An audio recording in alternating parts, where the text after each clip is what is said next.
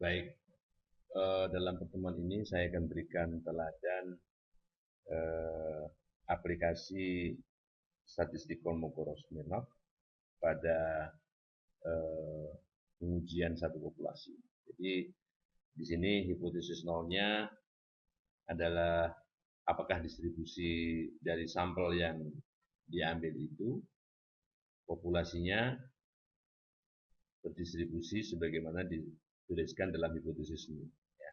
Jadi di F0x-nya untuk semua X ya. Jadi F0x ini umumnya kalau Kolmogorov-Smirnov itu digunakan untuk menguji sebaran-sebaran yang sifatnya kontinu. Ya. Jadi di sini X1 sampai Xn adalah contoh acak dari yang diambil ya. Dan hipotesis tandingannya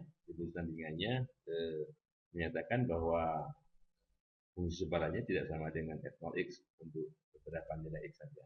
Jadi kalau hipotesis nolnya menggunakan semua X, hipotesis tandingannya menggunakan beberapa X.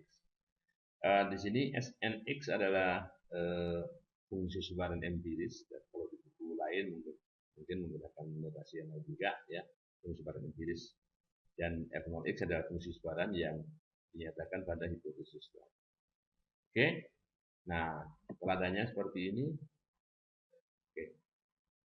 20 observasi di bawah ini dipilih secara acak dari sebaran kontinu 01. Ya. Dicatat hingga 4 digit di belakang koma, kemudian diurutkan, rearrange, ya, diurutkan in increasing order of magnitude. Jadi diurutkan dari yang terkecil hingga yang terbesar. Oke.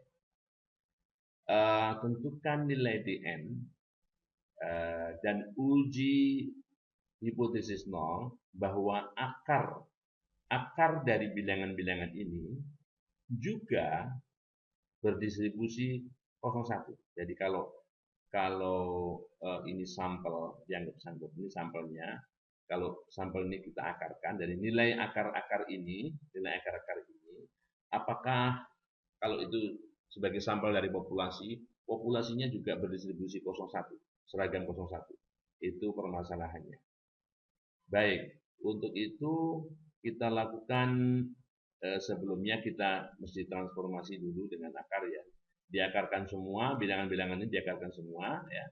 Kemudian kalau kita tabelkan di tabel 41 di bawah ini, dari 441 di bawah ini ya.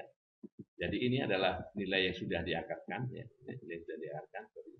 Jadi mulai dari yang terkecil sampai yang terbesar ini 2 digit ya, 2 digit 0,11, 0,32 sampai 0,98 akarnya. Nah, kemudian SN adalah fungsi sebaran empiris. Fungsi sebaran empiris sebagaimana kita ketahui karena datanya ini ada 20. Jadi begitu menyentuh data pertama ini nilainya 1/20. Menyentuh data kedua nilainya tambah 1/20. Menyentuh data ketiga nilainya tambah 1/20 terus. Oleh karenanya di sini kita lihat ini ada semacam interval penambahan 0,05 ya. Jadi kolom ini 0,05, 0,10 dan seterusnya.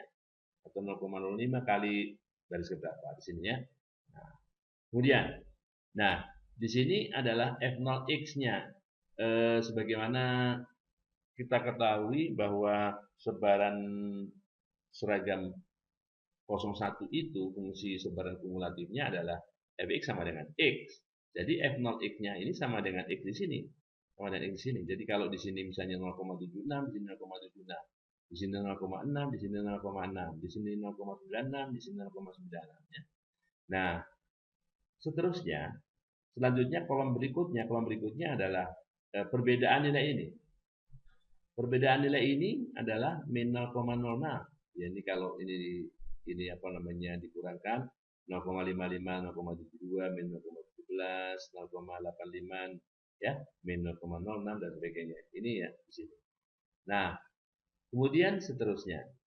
Kolom berikutnya adalah nilai SN ini sebelum X ini.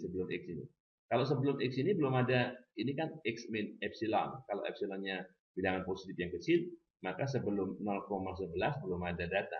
Jadi 0 dikurang 0,11, jadi minus 0,11. Nah, oke. Jadi untuk yang berikutnya di sini 0,5 dikurang 0,32 min 27 ya. Jadi ini 0,45 dikurang 0,69 min 0,24 dan seterusnya. Ya. Ini kolom yang kelima ini argumen dari empirisnya adalah x min i, x min epsilon. Jadi sebelum nilai ini, artinya data sebelumnya. Oke. Nah, kemudian kolom ke-6 ini harga mutlaknya. Karena konsep jarak, karena Kolmogorov-Smirnov itu menggunakan konsep jarak untuk setiap x ini, maka di harga mutlakkan di sini nilainya. Harga mutlakkan. Demikian juga yang kolom ke-7 itu adalah harga mutlak dari kolom ke-5. Nah, atas dasar itulah kemudian kita bisa menghitung berapa nilai supremumnya. Nilai supremumnya atau dn-nya di situ adalah, kalau kita lihat angka terbesar dari keduanya ini, ya, ini terbesarnya 31, ini terbesarnya 36. Jadi 36 ini 0,36 itu adalah nilai dn. Dan nilai dn-nya adalah 0,36. Ya. Nah, di bukunya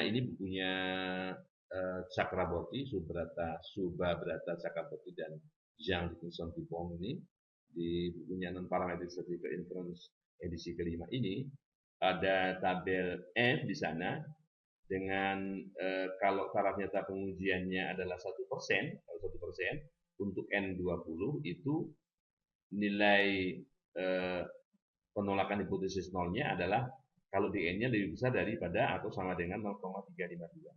Padahal dn kita itu ada 0,36. Oleh karenanya hipotesis nol ditolak. We reject the null hypothesis, ya, bahwa kalau nilai-nilai yang kita dapatkan dari pengamatan itu kita akarkan, maka data yang barunya itu menyebar seragam 01-nya itu tidak benar. Karena di sini dn statistiknya 0,36 melebihi dn tabel. DN tabelnya 0,352 kalau n-nya 20.